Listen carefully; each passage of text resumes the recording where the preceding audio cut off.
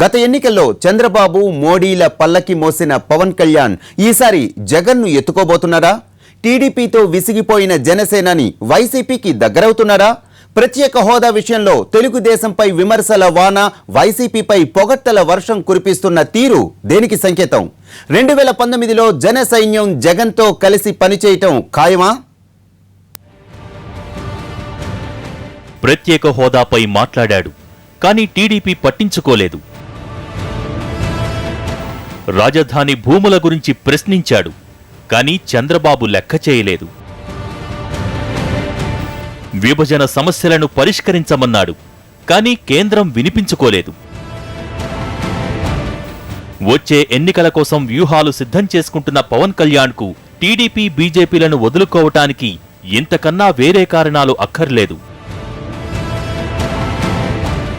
ప్రత్యేక హోదా విషయంలో ఇన్నాళ్లు తెలుగుదేశం నేతలను విమర్శిస్తూ వచ్చిన జనసేన అధినేత ఒక్కసారిగా వైసీపీని భుజాలకెత్తుకోవటం చూస్తే ఏపీ రాజకీయాలలో జనసేనాని కొత్త లెక్కలు సిద్ధం చేసినట్టే కనిపిస్తోంది.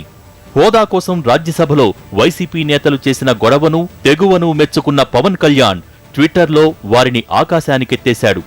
వైసీపీ ఎంపీలకున్న తెగువలో 1% టీడీపీ ఎంపీలకున్నా రాష్ట్రం పరిస్థితి ఇలా ఉండేది కాదన్నట్టు కామెంట్లు చేశాడు. పవన్ కళ్యాణ్ ట్వీట్లు చూసిన వారికి జనసేనాని కొత్త వ్యూహం దాదాపు తెలిసిపోయింది. ఆయన టీడీపీని పూర్తిగా పక్కన పెడుతున్నట్టు స్పష్టంగా కనిపించింది. 3 ఏళ్లు గడుస్తున్నా అభివృద్ధి విషయంలో టీడీపీ అనుకున్న స్థాయిలో పనిచేయలేదన్నది పవన్కు అర్థమైంది. అన్నింటికన్నా ముఖ్యంగా ప్రత్యేక హోదా విషయంలో టీడీపీ నేతలు కేంద్రానికి రాష్ట్రాన్ని తాకట్టు పెట్టినట్టుగా పవన్ ఫీల్ అవుతున్నాడు. హోదా విషయంపై రాజ్యసభలో చర్చ సందర్భంగా ఒక్క టీడీపీ ఎంపీ కూడా మాట్లాడకపోవటం, అసలు సభలోనే లేకుండా పోవటాన్ని తీవ్రంగా తప్పుపట్టిన పవన్ కళ్యాణ్ వీరికన్నా వైసీపీ ఎంపీలు 1000 రెట్లు బెటర్ అన్నట్టు కామెంట్ చేశాడు. తద్వారా భవిష్యత్తులో జగన్తో కలవబోతున్న సంకేతాలను పంపించాడు జనసేనాని.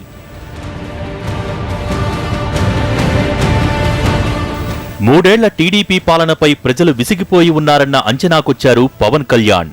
పార్టీ కేడర్ నుంచి వచ్చిన సమాచారం, హోదా విషయంలో టీడీపీ నిర్లక్ష్యం, టీడీపీ నేతల ఒంటెత్తు పోకడలకు విసిగిన పవన్ జగనే బెటర్ అన్న నిర్ణయానికొచ్చారు. ప్రజల అసహనాన్ని గుర్తు చేసినా టీడీపీ నేతలు పట్టించుకోకపోవటాన్ని జీర్ణించుకోలేకపోయిన జనసేనాని జగన్తో కలిసి పనిచేయటం బెటర్ అన్న నిర్ణయానికి వచ్చారు. ఇటీవల జగన్ కూడా పవన్ కు అనుకూలంగా మాట్లాడటం, చంద్రబాబును వదిలించుకుంటే పవన్తో కలిసి పనిచేయటానికి అభ్యంతరం లేదనటం ఈ 2 పార్టీలు చేయి కలుపుతాయనటానికి నిదర్శనంగా చెబుతున్నారు రాజకీయ పండితులు. అంటే 2019లో కొత్త రాజకీయ సమీకరణ సిద్ధమైనట్టే.